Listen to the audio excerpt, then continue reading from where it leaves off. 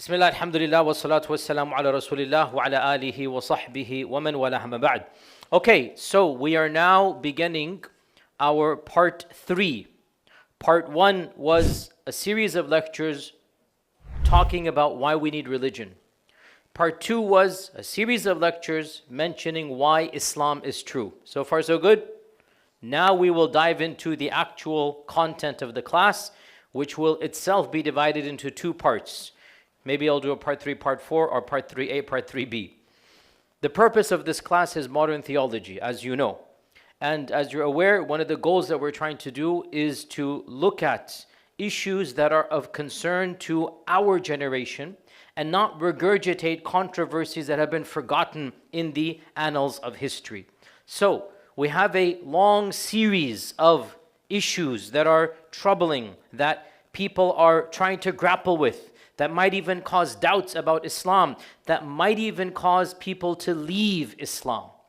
That list is quite long. And it can be divided, I think, quite easily into 2 categories.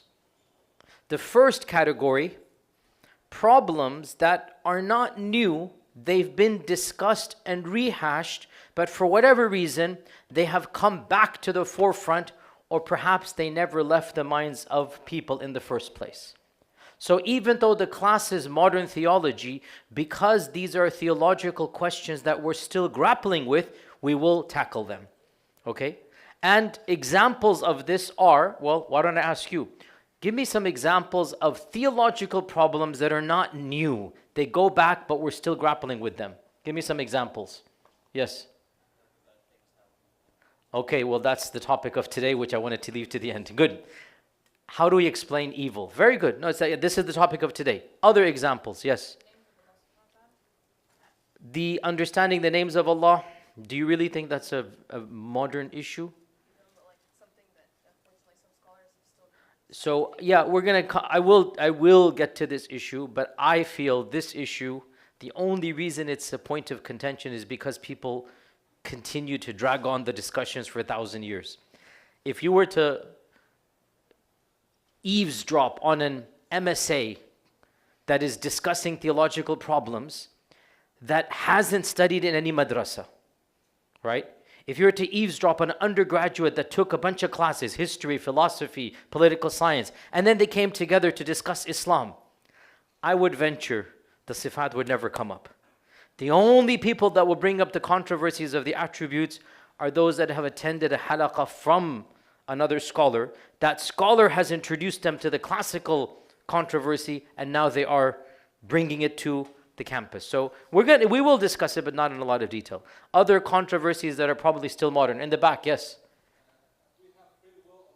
Excellent. Predestination has never been solved. We're going to tackle it. When it's never been solved means people still debate it. We still discuss this from high school, even middle school. Excellent. What else? We're still talking about. Sisters, anybody? Classical problems that we're still talking about. Yes. How to deal with various interpretations and sectarianism. We will actually, that is on our agenda as well. How do we deal with, who gets to decide? How do we navigate? I mean, there's not just one Islam. We like to say, oh, Islam is one. Okay, well, let's get real. No, it's not. There's many interpretations. And there's constant drama between these interpretations. Constant, refutations. And this guy's this and this guy's that. And the average Muslim is absolutely confused. We will tackle this issue as well. Anything else? There's many more to come, yeah. No, that's not classical. I meant, we'll get to the modern ones. Evolution is a very modern one, right? No scholar 100 years ago, 150 years ago. Yes?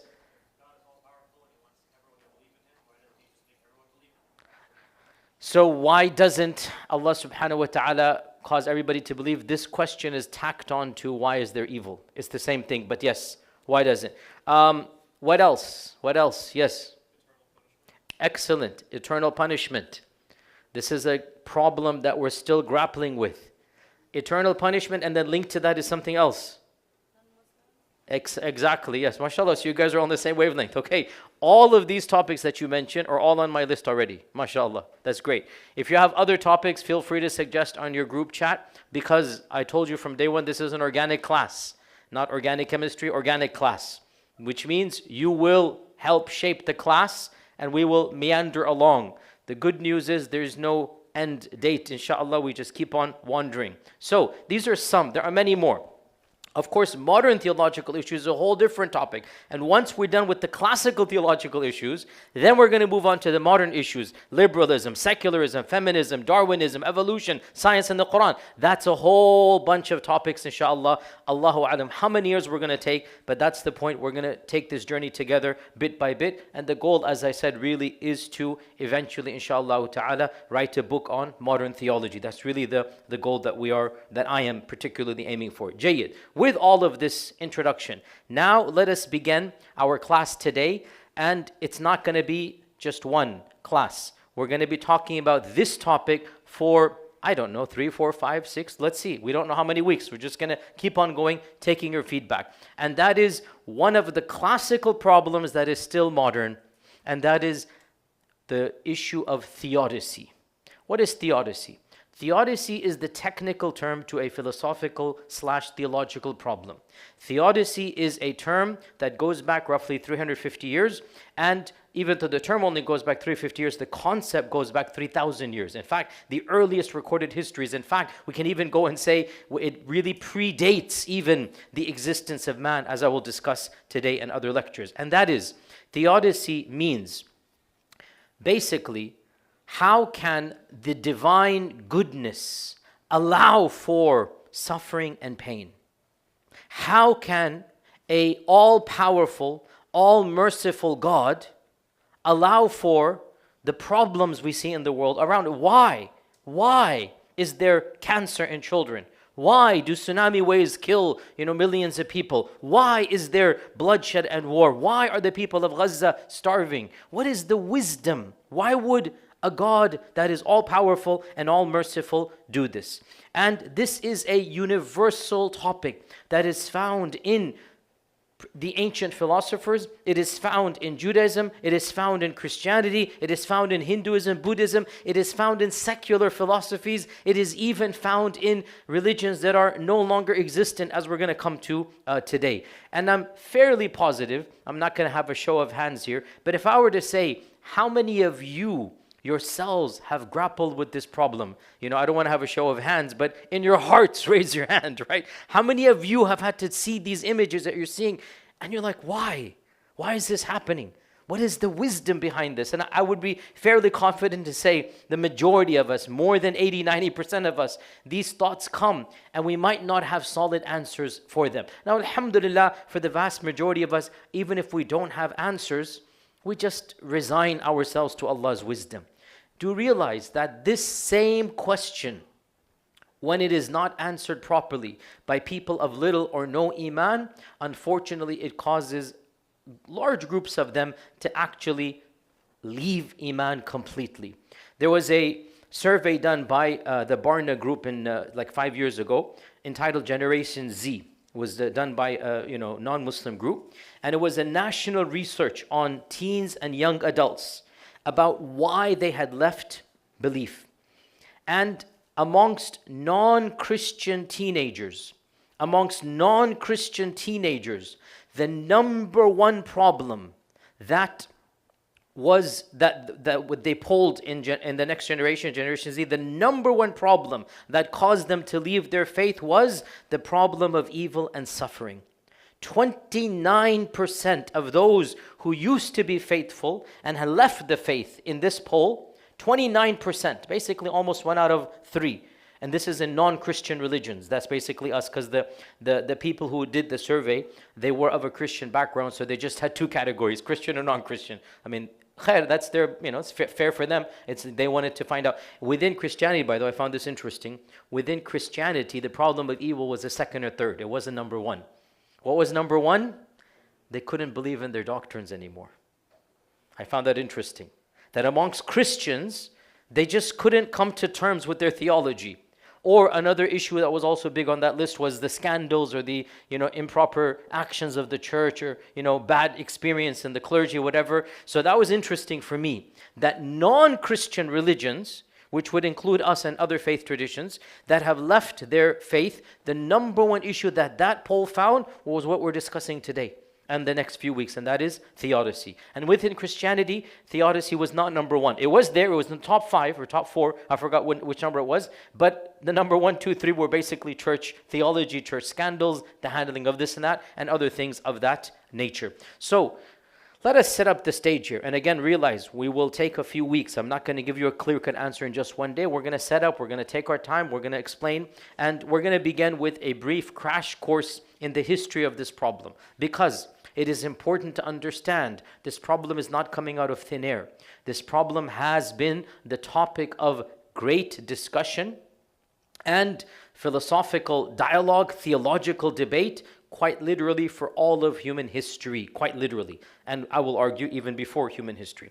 So from our perspective, and when it comes to recorded human history, one of the earliest Greek philosophers by the name of Epicurus is considered to be basically one of the first to verbalize this problem in a simple, succinct, cogent manner.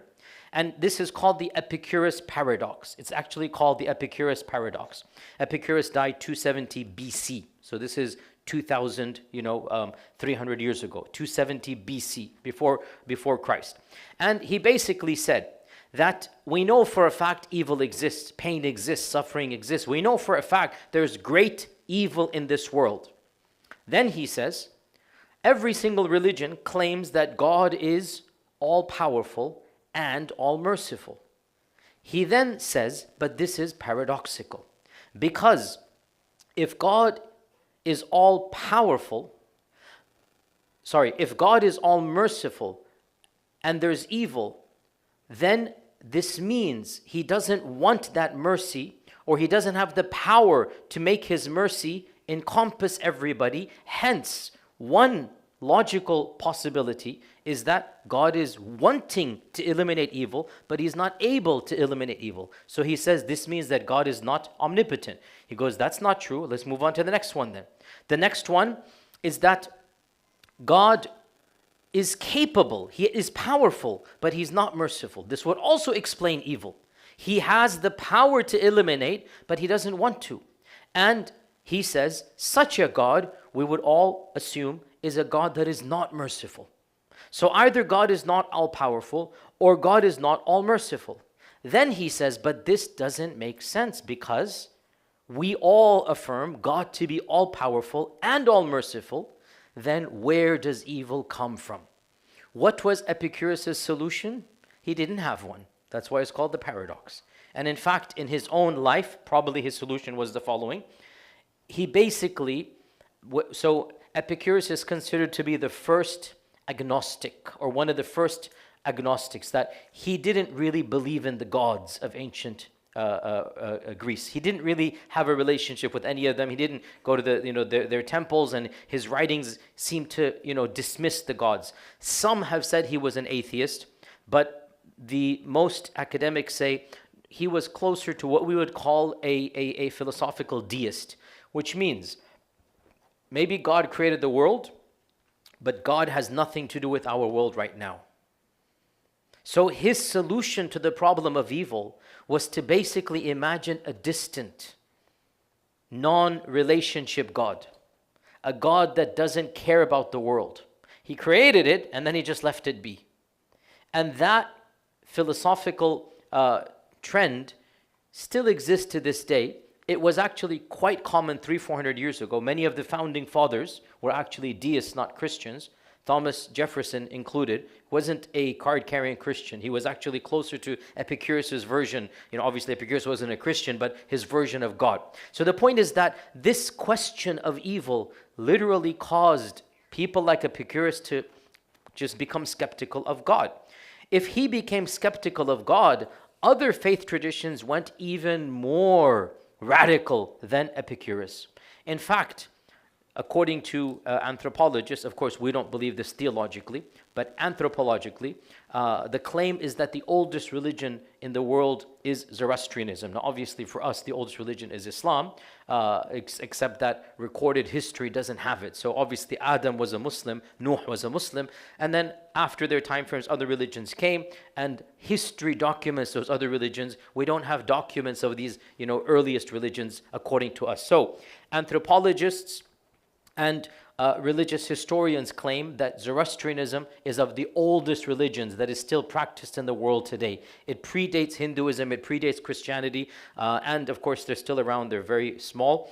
And Zoroastrianism attempted to solve this problem in the core of its theology. Zoroastrians believe that there are two cosmic forces, Ahura Mazda, the wise Lord, the source of truth, goodness, and Angra Mainyu or Ahriman. And Ahriman is a destructive spirit, the source of evil, the source of lies. He's a malicious, evil, powerful spirit. Now, Zoroastrianism did not actually posit that there are two gods. Zoroastrianism believes that there is one supreme God, Ahura Mazda, and there is an evil entity that is quite powerful, but not fully powerful. And they believe there is a war going on between Ahura Mazda and Angra Mainyu until eventually Ahura Mazda will overcome and evil will be eliminated, and that will be Judgment Day. So Zoroastrianism solved the problem by saying evil doesn't come from the God. All evil comes from this entity called Ahriman. Okay? From Zoroastrianism came another strand that actually took this problem. Now again, why are we talking about this? Because this problem is so seminal, it shaped other religions. This problem is not trivial. This problem troubled the minds of people so much that their theologies were a result of trying to solve this problem. How do you solve evil? Well, okay, this must mean God is there, and there must be another entity evil is coming from. So there was a man born and raised in the Zoroastrian environment around 250 CE, whose name was Mani, and he said he was a prophet. And Mani took the ideas of Zoroastrianism to its logical conclusion. What did Mani say? Mani said, there are two all-powerful gods. No other religious philosophy in all of human history had this belief. Even Hinduism doesn't believe in equal, co-equal, all-powerful gods. Even Hinduism does not believe that there's multiple all-powerful gods. The ancient Greeks did not believe this. The ancient Romans did not believe this. All of mankind believes there is one ultimate God, one supreme God. And then most non-Abrahamic faiths believe there are multiple demigods, semi-gods, right? Like the Greek pantheon, like the Roman, like the Hindus. The only religion that actually posited there are two co-equal, co-eternal, equally powerful gods is the religion that came out of Zoroastrianism, and it was called Manicheaism. Manicheaism. Manicheaism was founded by Mani. By the way, so if you read any classical Muslim theology book, you will learn a lot about Manicheaism. They quote Manicheaism a lot. In fact, so Manicheaism, by the way, again, all these are tangents. Inshallah, I hope you benefit, guys. I mean, the point is just benefit you guys and, as I said, meander through intellectual history and just be amazed at, subhanAllah, our ups and downs and how we learn from the past. So I find this interesting. I hope you guys find it as well interesting. Some of this stuff is just going to come impromptu. So I hope, inshallah, it's of interest. What was I saying? So great giants like Al-Bayruni. I have a whole library chat about Al-Bayruni. He's one of my favorite characters. Go listen to it. Al-Bayruni was somebody who was an Arab who traveled through India, learned ancient Sanskrit, studied with Hindu pundits and priests in like the 3rd, 4th century. And he wrote one of the earliest human chronicles of Indian history and theology. And it's in Arabic, it's available, you can read it. And Al-Bayruni was a polymath, he was an intellectual genius. And Al-Bayruni met many people who belonged to this group, the Manicheans. In Arabic they're called Al-Manawiyya. Al-Manawiyya. Because they were still around in his time frame. They were in Iraq, they were in other pockets. Al-Manawiyya, the Manicheans, they influenced various other groups as well. Various groups in Christianity, various other philosophies as well, but eventually they fizzled out because no state supported them. Unlike Zoroastrianism, which was supported by the official Sassanid Empire, the Sassanid Empire was Zoroastrian. And so again, when the Muslim empires came and they conquered the Sassanid Empire, so Manicheanism then only remained alive in small pockets, but there was no state-sponsored support. They weren't powerful anyway. Eventually, they fizzled out. As for Zoroastrians, many of them fled to India. In fact, that was the default. Those that were eager to practice their faith, they fled to India. And when they came to India, they were called the Persians or Parsis. And so Zoroastrians, most of them to this day, are actually Indians because they fled the Muslim conquest to Persia, and they sought refuge in pagan India, like Hindu India. And so they lived there for many, many, many generations. And most Zoroastrians, actually, I'm pretty sure almost all of them are from India. Maybe there are some small pockets here or there. Anyway, there's all a side tangent. Al-Manawiyya became an obsession for the Muslims. Why? Because they used the Manawiyya to demonstrate the dangers of non-Sunni theology, believe it or not. We're going to come there later on in a few weeks. This is all a part of our course. Okay, Sunni theologians loved quoting the Manawiyya because Sunni theologians said, if you're not careful and you don't understand this topic of evil and of predestination and of, who creates good and evil, you might potentially end up like the Manawiyya if you don't follow orthodoxy. How so? We're going to come there in a few weeks. But just keep this point in mind, that Manicheans, Al-Manawiyya, they existed in the 3rd, 4th, 5th century, and Muslim theologians wrote a lot about them in order to refute extremism when it comes to ascribing evil to another entity, right? They said this is very problematic. We're going to come to this point because everything essentially comes from Allah subhanahu wa ta'ala, as the hadith in Sahih Muslim says, نُؤْمِنُ بِالْقَدَرِ خَيْرِهِ وَشَرِّهِ وَحُلْوِهِ وَمُرِّهِ. We believe in qadr, the good and the bad, the sweet and the bitter. We believe in qadr, the good and the bad, and the sweet and the bitter. In the end, Allah is the creator. That is what Sunnism says. And non-Sunni groups that attempted to differentiate, Sunni said, careful, if you don't understand where you're heading, you're going to end up like the who, guys? The Manicheans, the Manawiyya. Okay, good. Anyway, so that's one tangent of history. Another tangent that discussed this very difficult issue is, of course, the Abrahamic religions. And the Abrahamic religions, beginning with Judaism and then Christianity, they also grappled with the problem of evil. And again, much can be said. This is not a class on them too much, but I wanted to introduce you to just one particular story in the Bible and how various people have interpreted it. And that story is the quintessential story of pain and suffering, and that is the story of Job or Ayub. The story of Job or Ayub. Of course, he's called Job in the Bible, Ayub for us. And the biblical story is a little bit different than the Qur'anic one. Go read it or just go, read a summary of it. The Qur'anic one is slightly different, as with all stories. And the biblical story, basically, it's really weird, of course, for us. It is Allah proving to shaitan. It's like a conversation. It's a conversation between shaitan and Allah. This is not in the Qur'an. This is not in Islam. In the biblical version, shaitan is basically taunting, making fun. That the only reason Ayub is your servant, the only reason Job is worshipping you is because he's a multimillionaire with 10 kids. You gave him everything, that's why he's worshipping you.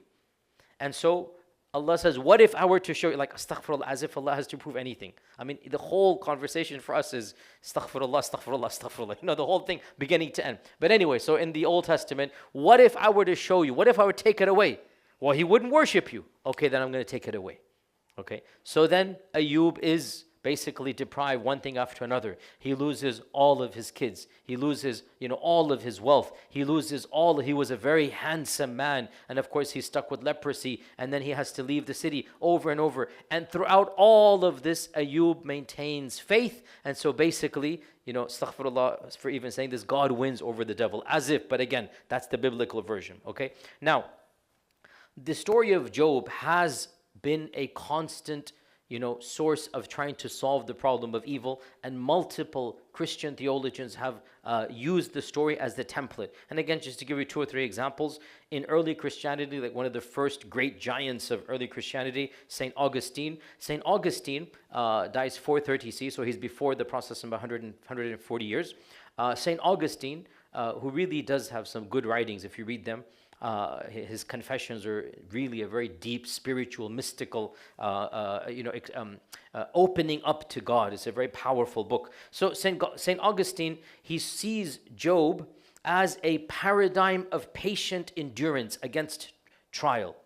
Evil and suffering, according to him, are not created by God, but actually result from the misuse of free will. And Job or Ayub's trial exemplifies how the righteous can suffer without personal guilt.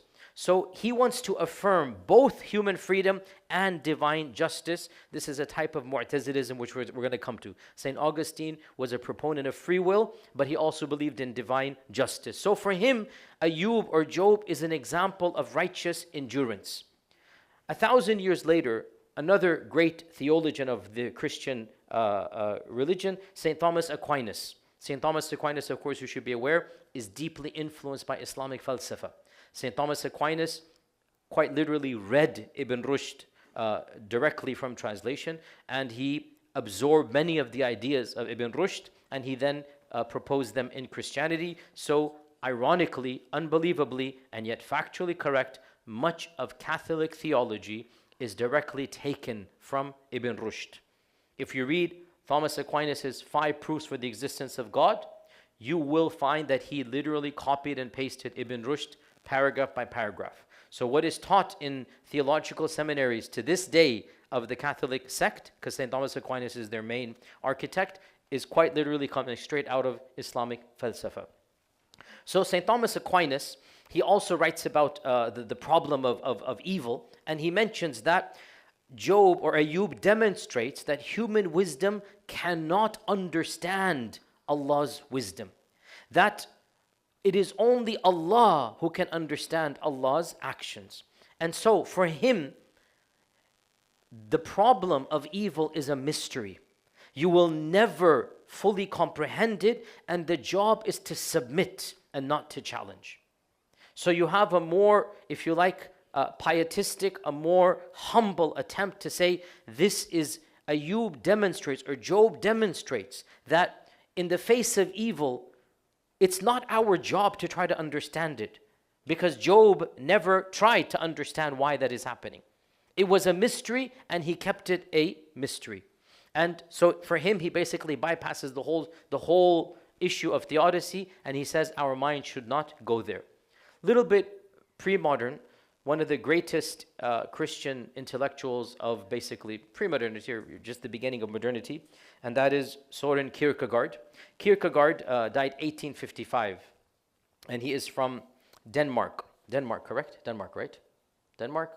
Pretty sure it's from Denmark. One of the Norwegian or Finnish countries, or Scandinavian countries.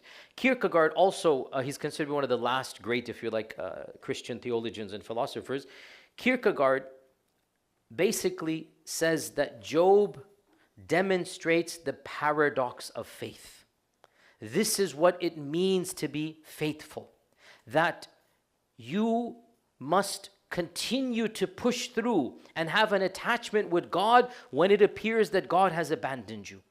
This is, he calls it, the existential leap of faith. That's what he calls it. The existential leap of faith. That you have to hold fast to God even when life seems meaningless or unjust. And what he particularly admires is in the Bible, Job is wrestling with his conscience. The Quran has no such thing. The Quran does not have any type of, existential crises of Job, of Ayub. But the Bible has a little bit of that. And so for Kierkegaard, that wrestling, God, why are you doing this to me? What did I do wrong? That honesty is what Kierkegaard likes. And he says that the existential leap of faith, that in the midst of suffering, it's not about understanding evil. It is about living through the paradox of believing in a God when the God seems absent from your life. That is what faith is. Believing in Him when you don't even see Him around you. Okay, so for him, he again has his interpretation of doing so. And there are others as well. For those of you who are interested, one of the recent theologians, most of you probably don't even know he's a theologian. How many of you have read or seen the cartoons or the movies, the Chronicles of Narnia? Quite a few. The author was a committed Christian who wrote the entire series of books in order to introduce Christian theology to children. The entire story of Narnia. Who is Aslan? Who is the lion? Who is the son of the king, overseas and whatnot? Yes, I did read it as a child. Okay, so yes, I read the whole thing. But that was literally 40 years ago. Cut me some slack, or 38 years ago. Yeah, I read the whole series. I didn't watch the cartoons, don't worry. But yes, I read it. I loved it. And I had no clue that I was bamboozled. I was fed a lie. C.S. Lewis wanted to preach Christianity through the Chronicles of Narnia. Because if you understand that, it's exactly that story. So believe it or not, he was actually a very learned philosopher and theologian. And the child's book was a side hobby, basically. Interestingly enough, C.S. Lewis was great friends with J.R.R. Tolkien, who wrote Lord of the Rings. And they were both friends with a third, is it Eliot or whatever? So three Cambridge professors would all come together and sip their tea with their upper finger up like this. They have to sip their tea like this. It's a joke, guys, you can laugh. So they all sip their tea, not coffee. Coffee was not in vogue in the 20s and 30s. And they would spread their story. Anyway, why am I talking about this? Anyway, they would spread their stories together in a cafe in Cambridge. And from those conversations, 3 classics came. J.R.R. Tolkien's Lord of the Rings. He was not a committed Christian. He was another religion. And so he was a Christian, but he wasn't there was no Christianity per se. There's rumors, but there's no Christianity. C.S. Lewis was a committed Christian, and the book was entirely guise of Christianity. Anyway, C.S. Lewis also has a lot of analysis of theodicy, which is interesting to read. But anyway, that's besides the point. Jayyid. So this is, in a nutshell, the fact that Christians, pre-Christians, Greeks, the Manicheans, Zoroastrians, they've all tried to grapple with the issue of evil. Now, why is this question so important? This question is important because it deals with a lot of different issues: philosophical, theological, and existential. On the philosophical level, one needs to understand what it means to believe in God. Is it logically consistent to believe in an all-powerful and all-merciful God when there is evil? This is a philosophical question. And the central critique of atheism, one of the main critiques of atheism, is the question of evil. Go listen to the majority of the so-called prophets of atheism. They make fun of prophets. They say we're the prophets of atheism. Go listen to Sam Harris and go listen to the other people out there that mock religion. The number one issue that they constantly bring up is the issue of evil. So this is a very philosophical question. And in a survey done by an organization that deals with ex-Muslims, they have a survey, why did they leave Islam? And one of the top 10 reasons, once again, was the issue of evil. Not the top, but one of the top reasons was the issue of evil. So this is not a trivial question. It's a very difficult question. On the theological level, we have to balance between Allah's qudra and Allah's justice and Allah's rahmah all simultaneously. How do we understand Allah's qudra, power, along with Allah's adl, justice? Because yes, shaitan comes to us and says, what is the justice, what is the adl of a child being killed in this manner? When the bomb falls, when this happens. Shaitan comes to us and asks us to explain, and maybe we don't have an answer to that. And then also the issue of Allah is supposed to be Arhamur Rahimin, and He is Arhamur Rahimin. How then do we reconcile all of this? How do faith communities interpret disasters and illness and casualties and war and natural calamities? These are all difficult questions to grapple with. And then existentially, as I said, factually speaking, people's iman is shaken to the core when they cannot understand this question. And some people end up leaving the faith. Almost all of you are struggling or at least attempting to answer, and maybe many of you don't have solid answers. So this is why this question is extremely important. And before we conclude with some nasiha because again, I'm not going to answer it right now, it's going to take a number of times. We want to mention as Muslims, for us, this question predates humanity. It is really important for us as Muslims to understand this question is actually the first question that even the angels asked when they found out we are going to be existing along with them. It's actually the first story in the Qur'an. Open up the Qur'an. وَإِذْ قَالَ رَبُّكَ لِلْمَلَائِكَةِ إِنِّي جَاعِلٌ فِي الْأَرْضِ خَلِيفَةً. Your Lord announced, this is before Adam is created. This is before Adam is there. This is before the angels are told to bow down to Adam. It's just the announcement to the angels. I am creating a new creation who shall be a khalifa. إِنِّي جَاعِلٌ فِي الْأَرْضِ خَلِيفَةً. The first and the only question the angels asked is basically the question of evil and pain and suffering. قالوا أتجعل فيها من يفسد فيها ويسفك الدماء. Are you going to make a new creation that is going to cause evil? Fasad is evil. يفسد فيها. They're going to cause evil. In the world of the angels, there is no evil. In the world of the angels, there is no jealousy, there is no backstabbing, there is no backbiting, there is no slandering, there is no stealing. وَيَسْفِكُ الدِّمَاء. And they're going to be killing one another. The angels don't go to civil war. The angels don't bomb each other. The angels don't kill. That doesn't work that way. And the malaika, who are purer than us, better than us iman-wise, we can't compete with them, more intelligent than us. The malaika were struggling with this very question. Ironically, even before the question existed in real time. Meaning, there are no humans. There is no fasad by humans. There is no bloodshed by humans. So before even, we can say, evil existed, the problem of evil was problematized. Do you understand what I'm saying here?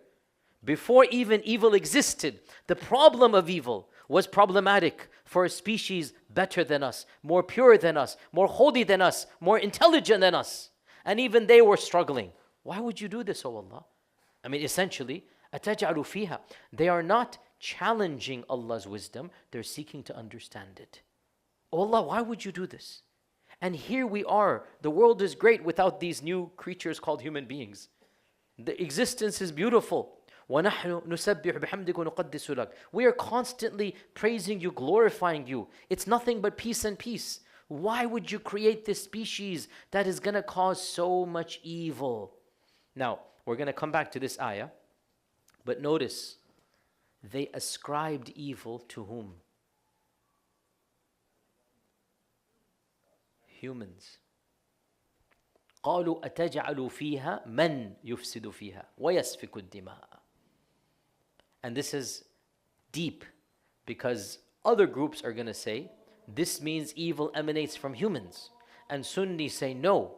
But the verse, so we're going to explain this, right? Ahl Sunnah has an explanation. Sunnis have their theology in this issue, that we don't ascribe evil to Allah, but Allah is the creator of everything. And we're going to come back to this point here. My point right now is to understand the question of evil predates the existence of evil.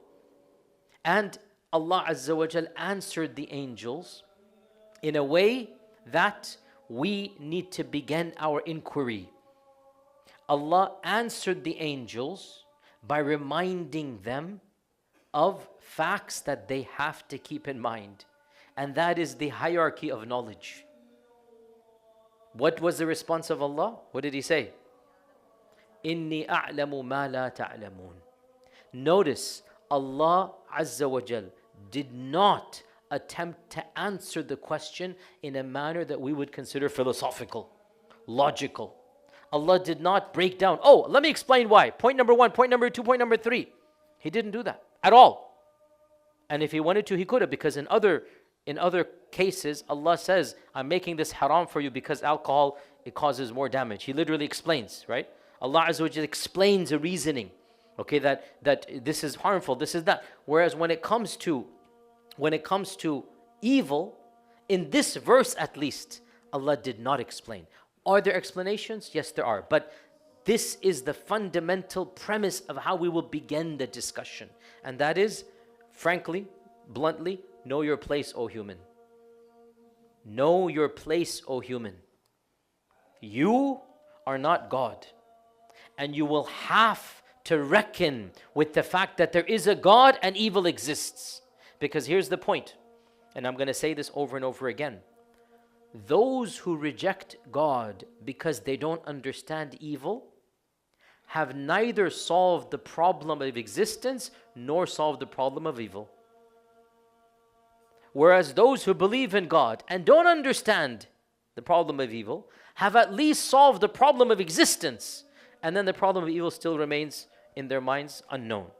In other words, in an attempt to understand the problem of evil, those who reject God actually end up with a far longer list of problems that they haven't solved. Because, okay, you rejected God. Does evil still exist? Yes. Do you understand it? No. Okay, the problem still remains. Now, who created you? What's the purpose of life? What are you doing here? So the whole part 1 that we did, the need for religion, right? They have no reasons for that. They have no answers for that. So the arrogance of rejecting God because they couldn't understand a particular question, and then the result of that is neither has the question been answered, and nor even a whole longer series of questions that they could have answered. And this is why Allah Azza wa Jal begins this problem of theodicy for us with a hierarchical fact. Know your place. God shall always know more than you. Once you begin the conversation with that hierarchy, then you can extrapolate some wisdoms that give you comfort. You might not solve the problem, but you will gain enough that you can live with some hope, with some courage. But if you attempt to solve the problem with the arrogance of, I need answers, then who are you to challenge Allah? Who are you to make yourself an equal with the wisdom and the power of Allah? So this story for us, the story of Adam and the angels and Allah Azza wa Jall's announcement, this story is actually seminal in our journey in this topic, because, as we're going to come to next week, we will begin with humility and not arrogance. We'll begin with submission and not a sense of equality, that I am demanding answers for this. And if we begin with that humility, that look, I know there's a God, and I know there's evil, and I know Allah's knowledge is more than mine. Once you have that paradigm, then perhaps the Qur'an has, actually yes, the Qur'an has lots of wisdoms. And those wisdoms will satisfy a believer that has humility. As for the one who has no humility, then nothing will satisfy them anyway. And we will inshallah ta'ala discuss various responses, the Mu'tazili response, the Ash'ari response, the Ibn Taymiyyah or Hanbali response, the mystical response. Maybe even if we have time, we'll get into some of the secular responses as well. And then we will, inshallah ta'ala, conclude with some practical advice. So may I now suggest some readings for you that I would like you all to read before we start next week's class. Firstly, the story of the story of Surah Baqarah once again, read it, which is the second page of Baqarah. Secondly, if you can go over the story of Ayub, and I've given a khutbah here at Epic, the wisdom of suffering through the story of Ayub, if you can go over that by next week. Thirdly, if you can go over the story of Khidr and Musa in Surah Al-Kahf. And I have given many lectures, written a book about Surah Al-Kahf. And when I say I have given, I'm not saying only listen to mine. I'm sure lots of other people have given. Just listen to any tafsir of Musa and Khidr and the story of Musa and Khidr. I have a 3-part khutbah series I've given about that as well. And I have a book on Surah Al-Kahf as well. And I'm sure there are many people that have given this. So your reading assignment then for next week, in the Qur'an, number 1, the story of angels and the creation, once again go over the tafsirs. Number 2, the story of Ayub. Number 3, the story of Musa and Khidr. And then in terms of books, one of the best books written is a book by my mentor and teacher, Dr. Sherman Jackson. Dr. Sherman Jackson wrote a book. The title of it is, what is the exact title? The Black Suffering, what is it called? Who can tell me? Islam and the Problem of Black Suffering. It's actually a very good book about the problem of evil. Let me quickly see what is the exact title. But that is probably the most easily understood book. Did you guys find it? Yeah, Islam and the Problem of Black Suffering. Islam and the Problem of Black Suffering by Dr. Sherman Jackson. This is a very user-friendly, easy, digestible book that you will gain a lot of knowledge of Islamic theology that's going to help us throughout the class. And there are other books as well. If you want, we can talk about them. But this is the best introduction. There are obviously more advanced books, a bit more technical, but this is the book that I encourage you to have for our series of classes.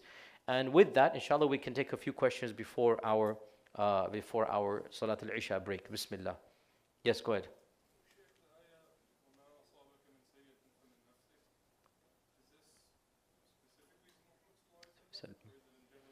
So the brother asks, the verse in the Quran, وَمَا أَصَابَكَ مِنْ سَيِّئَةٍ فَمِنْ نَفْسِكَ. Any evil that happens to you, it is from yourself. Allah says in the Quran, مَا أَصَابَكَ مِنْ حَسَنَةٍ فَمِنَ اللَّهِ وَمَا أَصَابَكَ مِنْ سَيِّئَةٍ فَمِنْ نَفْسِكَ. Whatever good happens to you, it is from Allah. Whatever sayyi'ah or evil happens to you, it is from yourself. The interpretation of this verse is that evil causes evil. Sin causes pain.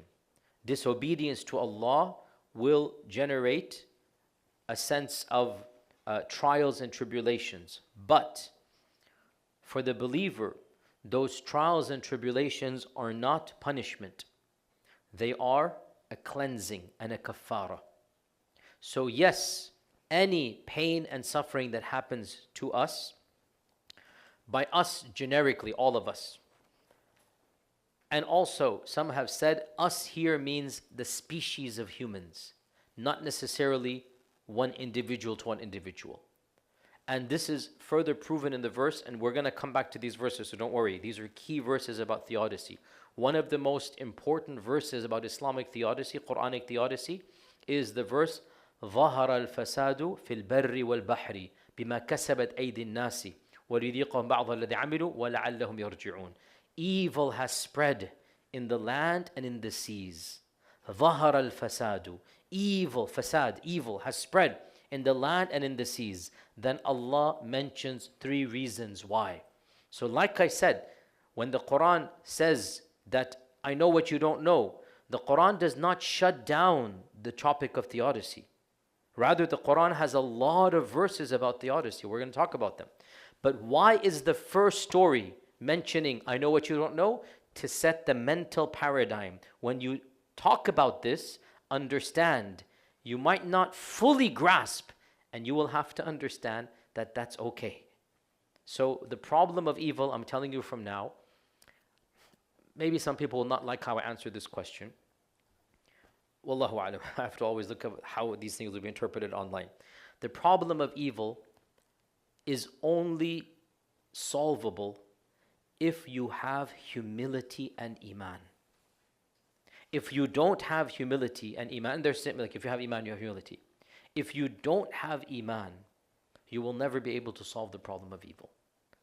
Iman is what causes you to solve it. Now, of course, the critic will say there's a circularity here. And the response is, in your rejection of our solution, you still are at square one or worse than us. You haven't solved it either, right?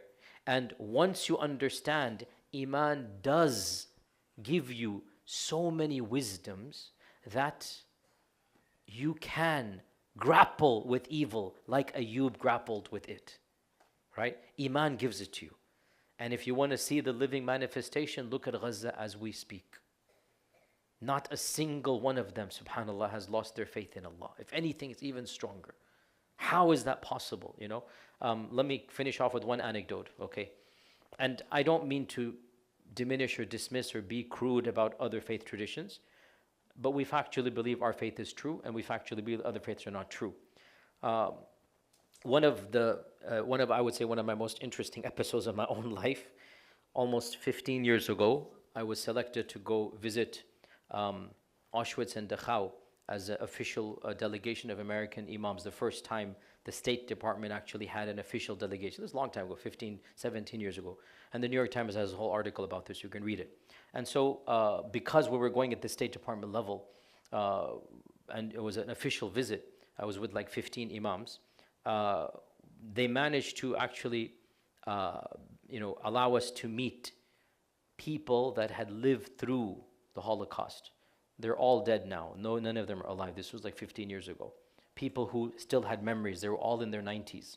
Okay, so this is 2009, 2010, around that time frame. Okay, and so I met a Jewish survivor of Auschwitz, and there's a picture in the New York Times of me just looking at him, and it really is. I mean, it's a very, very.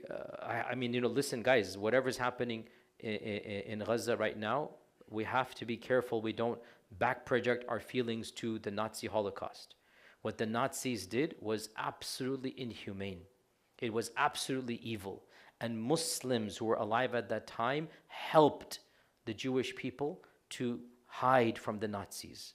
The Grand Mosque of Paris, the underground basement, became a secret hideaway. The Grand Mosque of Paris became a secret hideaway. So we have to be careful we don't back project our anger to what happened over there. Two separate things. Anyway, so I met one of the Jewish survivors. I have his name somewhere. He literally unfolded his arm, and I could see the tattoo. I think that the pictures of just me, my jaw just dropping. Like, you see the tattoo, on his hand, right?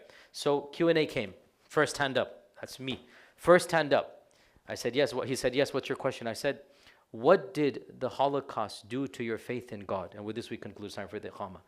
What he said shocked me to the core, but I shouldn't have been that shocked. His whole face changed. You could see anger. You could see rage. With a wave of the hand, he goes, there is no God. I don't believe in God. No God would have allowed what I had to go through in the Holocaust. There is no God. And I was thinking a deep, philosophical, like something, nothing but pure rage and anger. And he said the Holocaust made him an atheist. This is not something I read. This is not something I saw in a documentary. My own 2 ears, a bunch of imams were there, heard it straight from, I'm not saying everybody was like that, but this particular person who went through Auschwitz, and you could see the anger. No God would have allowed what I had to go through in Auschwitz. It destroyed my faith in God. The problem of theodicy is very real, and it causes many people to lose their faith. We don't want to be of those people. That's why we're discussing this topic bluntly, boldly, but with humility. Let's take some of the questions from here, inshallah. A lot of these questions are not relevant to the class. I'm fine. It's up to you guys. Where's the upvotes here? Sorry, I'm trying to see where the upvotes here. Okay, there's not that many that were upvoted. They're all 000s. 7. Okay, refresh it. Okay. Okay, so the highest question, why is Ibn Taymiyyah's positive comments on Sufiya and Ahl Tasawwuf often overlooked? Is it true that he was a part of the Qadiriyya order? Ibn Taymiyyah did indeed take bay'ah in the Qadiri tradition when he was 17, 18 years old. And that was a part of the culture of that time where every single young Muslim man would be initiated in the tariqah. And so Ibn Taymiyyah was initiated in the tariqah. But factually speaking, he never really maintained ties with the tariqah. And clearly he then moved beyond it. Ibn Taymiyyah and Ibn al-Qayyim represent a strand of critical tasawwuf. They were open to ideas of tasawwuf, but they critiqued aspects of tasawwuf. And later on, Ibn Abdul Wahhab basically revived a version of Ibn Taymiyyah thought that was anti-tasawwuf. I should say he evolved, he created. Ibn Taymiyyah was never anti-tasawwuf. That is crystal clear.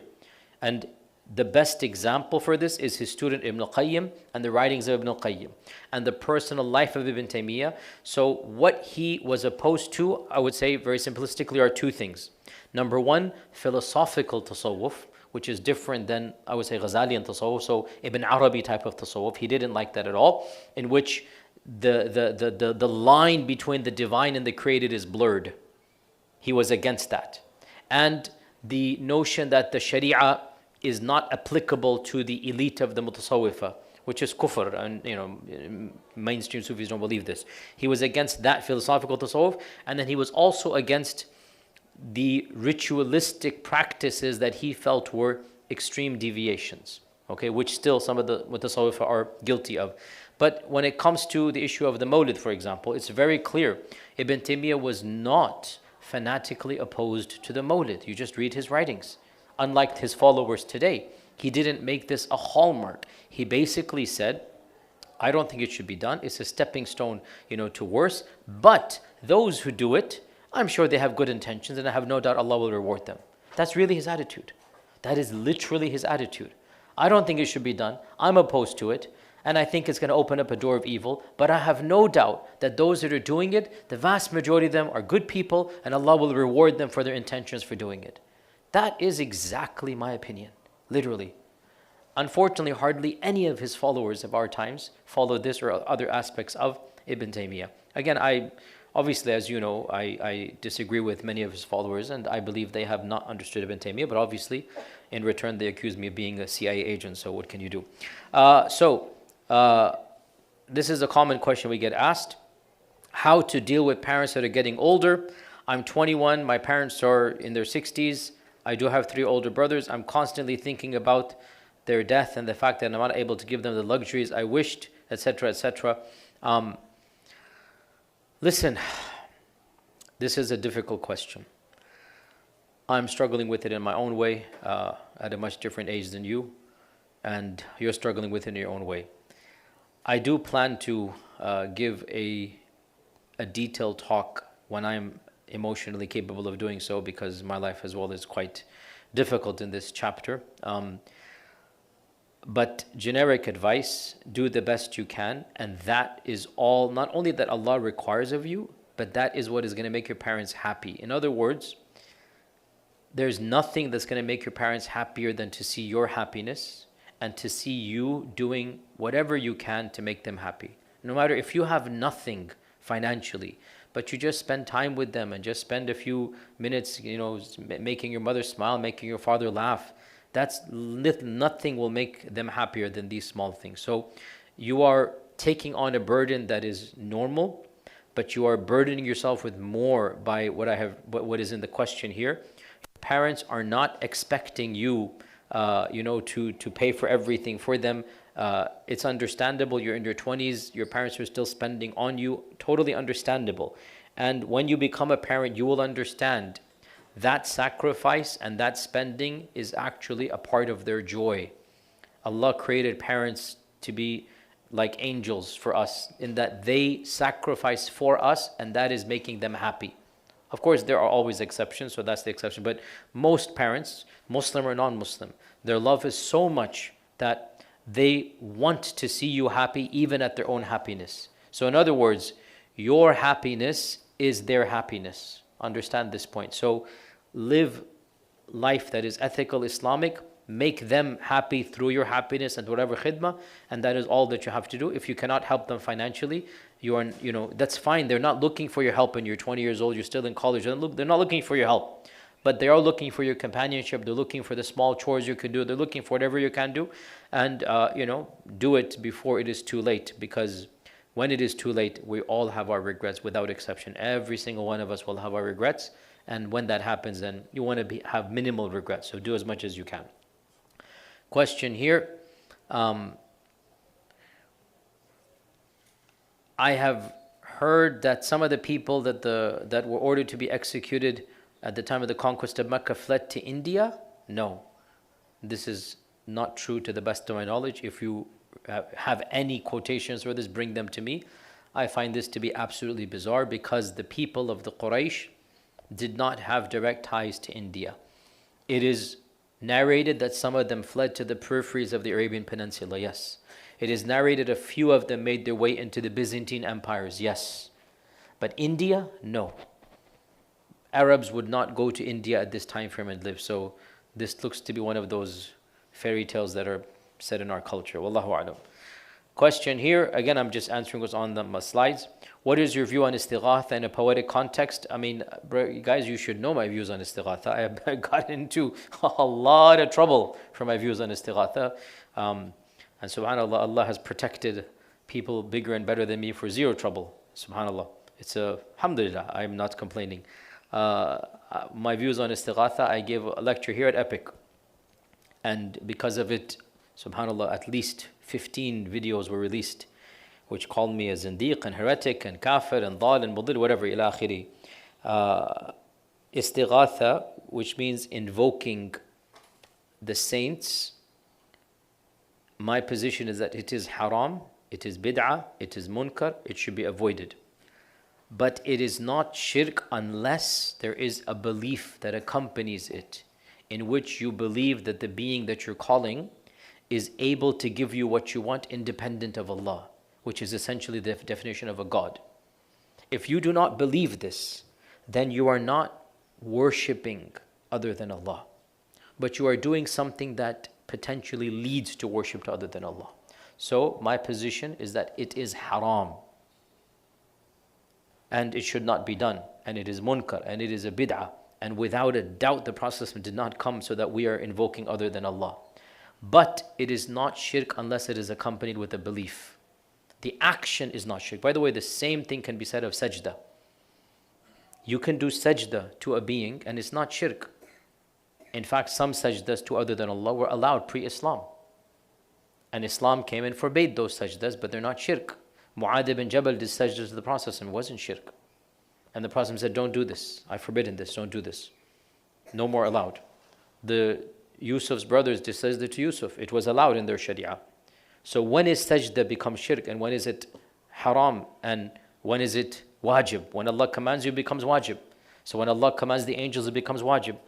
When it was mubah in previous cultures, the people of Yusuf did sajda to Yusuf, and the Prophet forbade it. And in our times, to bow down in respect to another human being, it is haram, but it is not shirk. It's not going to be shirk. When will it be shirk? When you're directing an act of worship to that being, when you want to worship other than Allah. So when a pagan bows down to an idol, that is not the same as in Eastern cultures a person bows down to an elder. There is not, the action is there, the action, the intention changes. The same goes for invoking. The same exact paradigm, copy and paste. When you invoke other than Allah, if there's a belief with it. Now, you ask, what are your views on Istigatha in a poetic context, such as the Qasida Burda?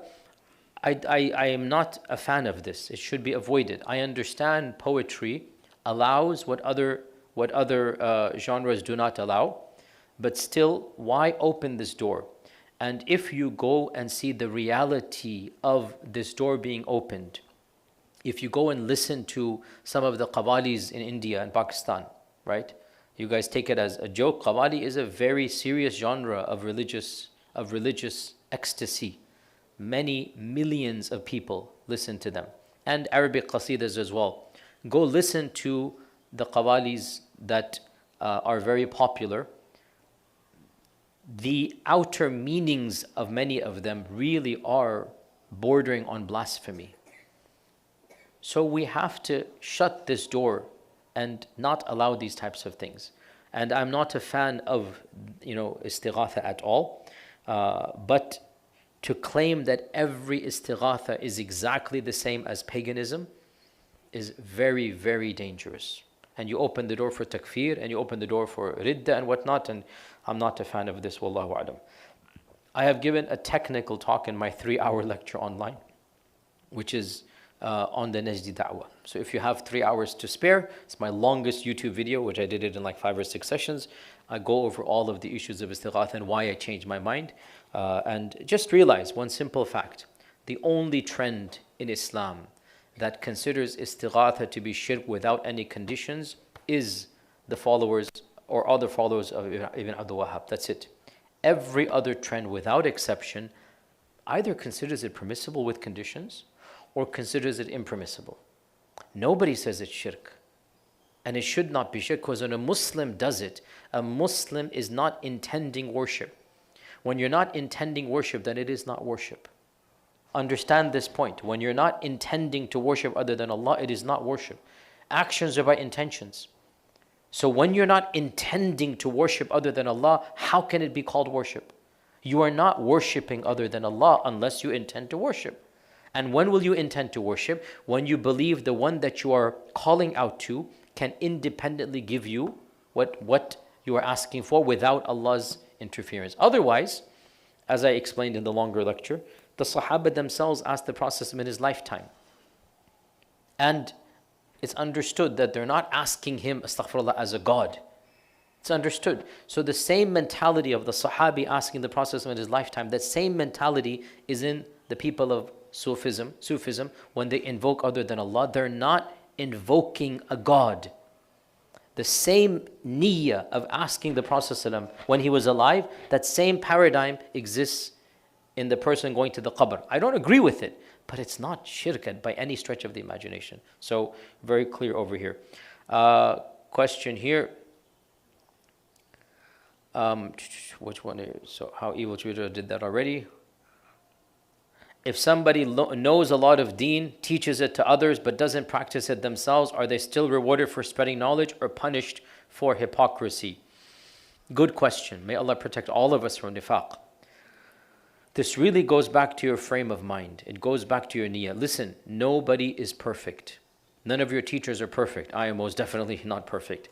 When I teach you to control your anger, you don't think I fall short sometimes of that? When I teach you to cleanse your heart and have a pure heart, you think the one that's teaching you to have a pure heart always has an unblemished heart? We're all human. All of us are human. So understand this point, that there is a delicate balance between preaching the truth and between being a hypocrite. That delicate balance is a level of pompous arrogance, a level of comfortability that you ascribe to yourself. Elitism. You think you're better than others. If you are preaching the truth, even as you struggle with it, and you know you're struggling with it, and you ask Allah for forgiveness and guidance, inshallah, that is life. Our scholars mention that even if you're drinking alcohol, and you see somebody drinking alcohol, actually you should say to them, hey, you, don't drink alcohol, even as you're drinking it. With the intention that, hey, if I'm committing a sin, why should you commit it? Now, if you are drinking and you feel you're allowed to drink, you get away with drinking, you have no problem drinking, that is where the arrogance and elitism comes, right? So understand, whether you are guilty of a sin or not, you must still preach against that sin. But in your private life, make sure you understand that that is a nuqsan, a deficiency, and try to recompense by doing extra good deeds and feel guilty. The minute you stop feeling guilty is the minute you are in danger. The minute you feel confident, I can preach and it doesn't matter what I do, that is the red line that you need to stop preaching. But if you are preaching, and obviously as a preacher, you're going to give tons of lectures and classes, and you're going to say things sometimes that you cannot fully live up to. That is the reality. Nobody is perfect. Understand and ask Allah's forgiveness and make up in other ways and feel that sense of guilt in this regard. So as for the verse, O you who believe, why do you say what you do not do? This applies to the one who, as I said, feels he is exempt from what he's preaching to the others. It's the arrogance of the heart that is applicable here. Question here, let's just go for another, how long? Yeah, another 5-10 minutes, and 10 o'clock we'll stop inshallah. Okay, question here. I mean, this is a funny question. I don't know why we should do this, but it's funny here.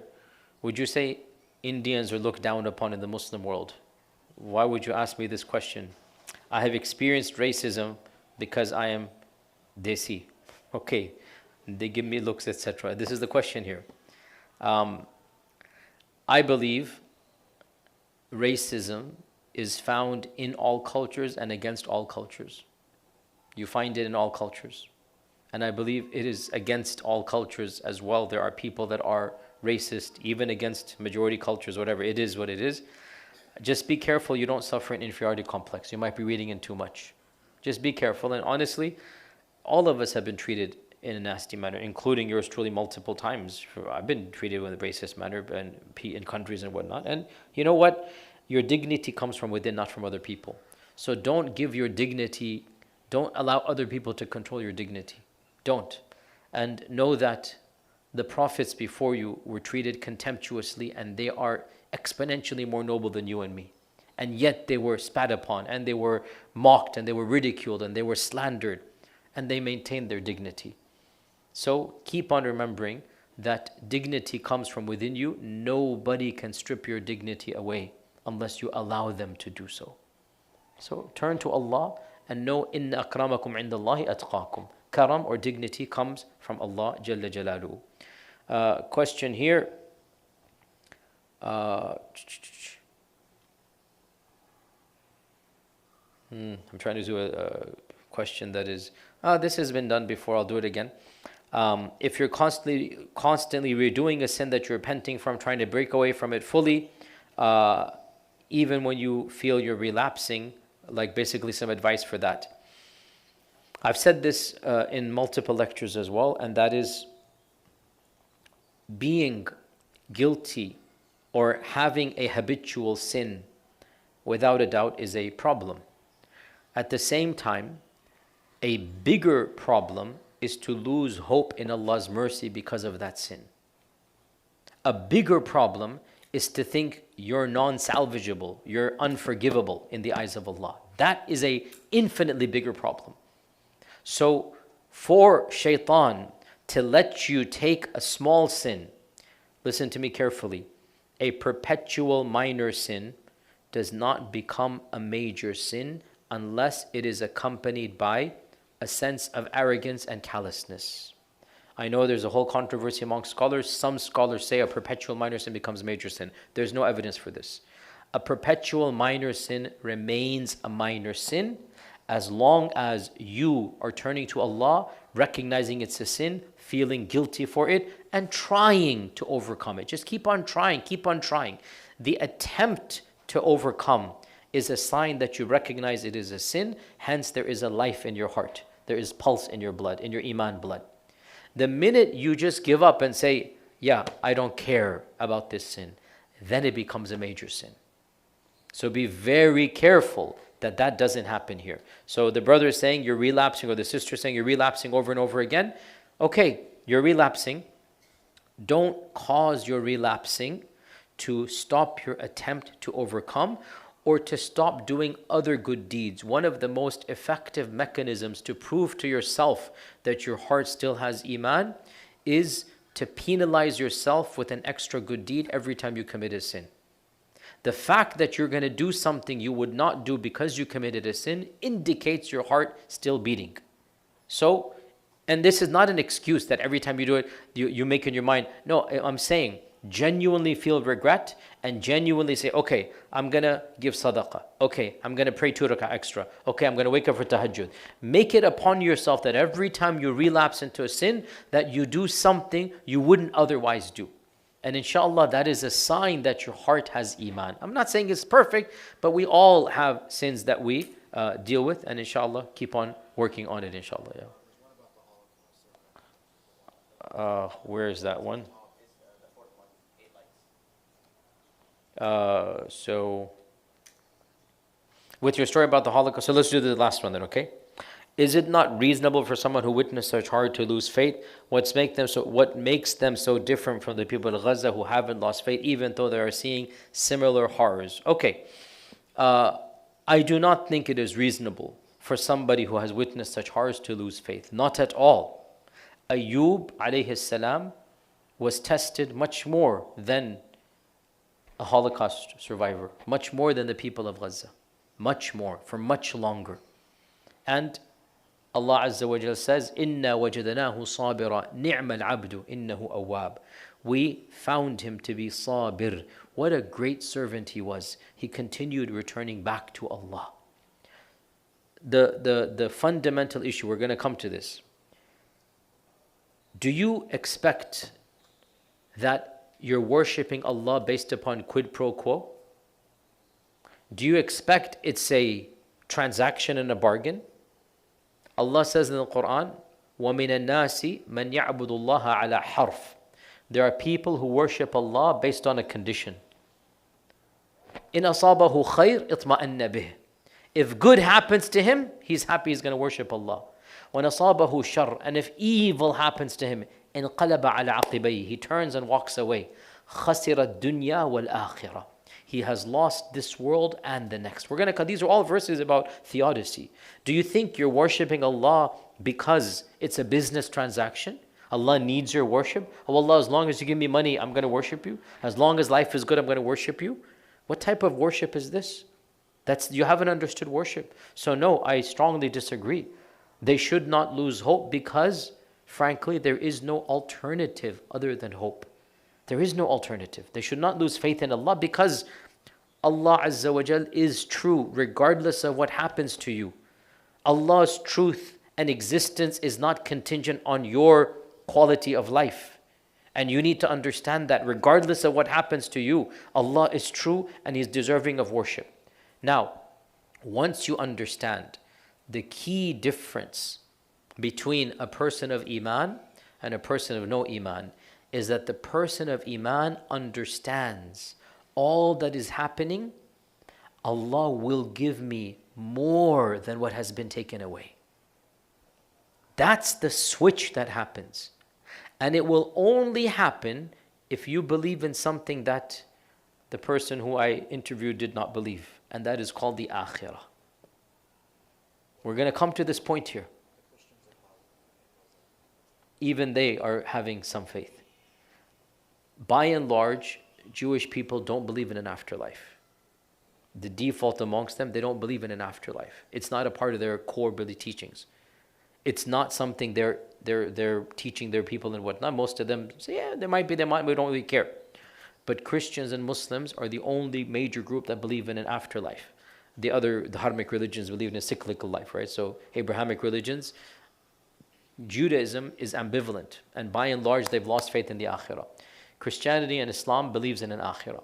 Belief in an akhirah completely reorients, because no matter how difficult life is, you have something to look forward to. You have something to look forward to.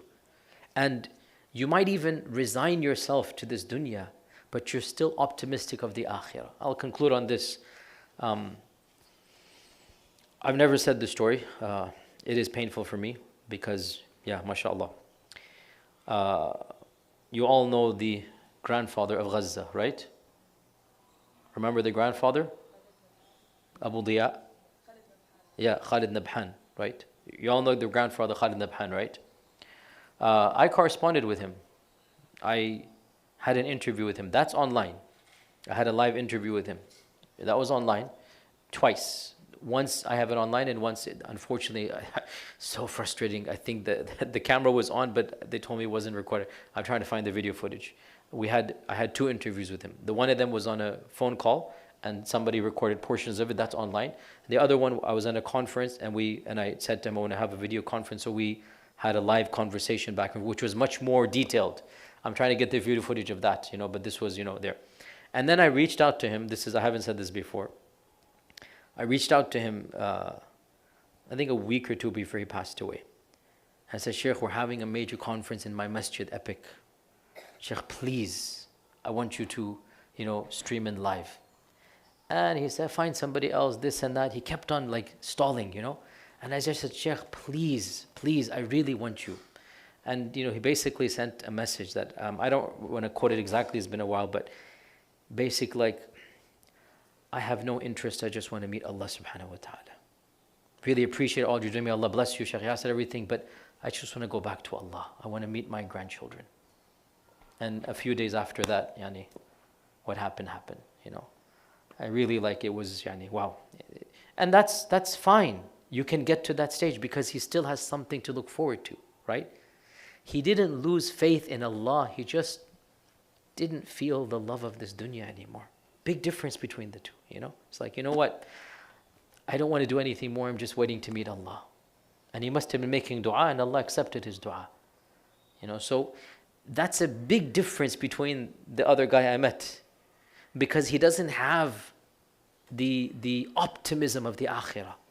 So when there's no optimism of the akhirah, the only solution is there is no God. Like I'll never forget as long as I live. The anger, you could tell the anger that came out. He's angry at his own God. A'udhu billah. A'udhu billah. Contrast this to, Abu Diya Khaled. I couldn't believe the stuff he was telling me when we had the phone conversations. You guys are doing amazing. I said, Shaykh, don't embarrass me. We are failing you. No, you guys are giving da'wah and what? I said, I told him, I'm so happy I told him. I said, Shaykh, because of your video, tens of millions of people love Islam because of him. I'm so happy I said that to him. Tens of millions of people, you have shaken their... Alhamdulillah, I said that to him. Alhamdulillah, it made me so happy. Alhamdulillah. What a giant, man. What a giant. But this is the difference between belief in Allah and not believing in Allah. No, I strongly disagree. A person's iman should be shaken? Not at all. We have living examples of people their iman isn't shaken. Because how can it be shaken? When you believe in an akhirah and when you believe that Allah is doing this for a wisdom, right? And he said to me, when I said that to him, he said, Alhamdulillah, Allah is using me to service His deen. He understood the wisdom of what happened to him. See the point? Nobody likes it. He understood the wisdom. I get it that Allah is using me for something, right? So no, strongly disagree. Iman is never going to cause you to go the route of the guy of the Holocaust. Never. Because you have a different paradigm. And we're going to talk about that paradigm. You don't have to be happy. Nobody's happy when evil happens. You don't have to understand. But you have to, at some level, taslim, accept. And one of the ways that you do this is by affirming Allah's justice in the akhirah. All that has happened to me, I'm going to see the people that caused it, and I'm going to get my revenge on the Day of Judgment. That keeps you sane. Qiyamah brings about theodicy. And then thawab, belief that this pain is not random. My grief of my heart, it's not just going to dissipate. Everything I feel, a time will come when I will get, not even commensurate, I will get much more than what I had to suffer. So these types of ideas, when they're in your heart, you can grapple with evil. You don't like it, but you come to terms with it and you move on in life. And for some people, it will give them a different type of courage, and for others, it will be, and I understand fully at that age of his life, I fully get it. Like he's not, 20 years, he has nothing to look forward to at that stage. You know what, I'm resigned my fate, I'm just looking forward to meet Allah. I don't want to get involved in anything. I just want to live a quiet life until Allah chooses me to go. And literally, I think the week after that was khalas, that was it. And it was, alhamdulillah. So I disagree with this analysis, and we will explain why, inshallah, in the course of the next weeks. With that, jazakumullah khair. I will see you all next Tuesday, inshallah.